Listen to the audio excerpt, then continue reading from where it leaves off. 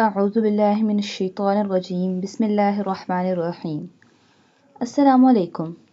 Today we will learn the qareeb-us-saoot letters.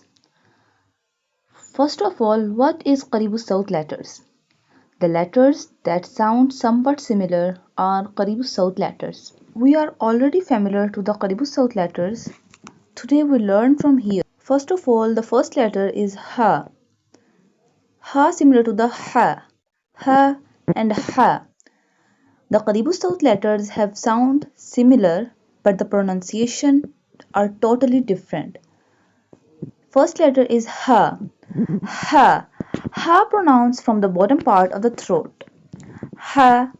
Fatha sign is on the ha, so it's called ha. There is a kasra sign below the next word ha, so it sounds like he. The next ha has a dhamma sign which sounds like who, ha, he, who, ha, he, who. The next ha is a ha pronounced from the middle part of the throat. Ha has a fatha sign, so it sounds ha. The next ha has a kasra sign, so it sounds like he. The next ha has dhamma sign, so it sounds hu, ha, he, hu. The first ha is ha, he, hu.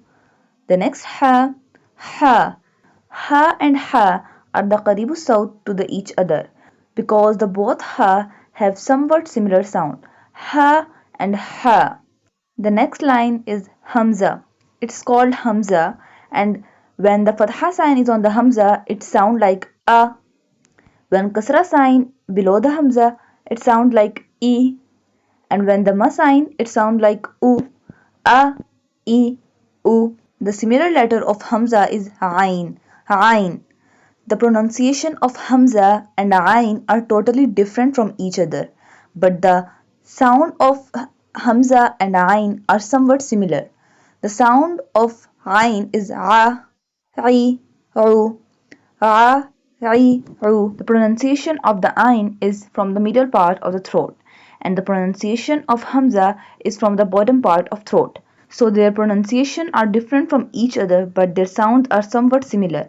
A, I, u, a, I, u, a, I, u.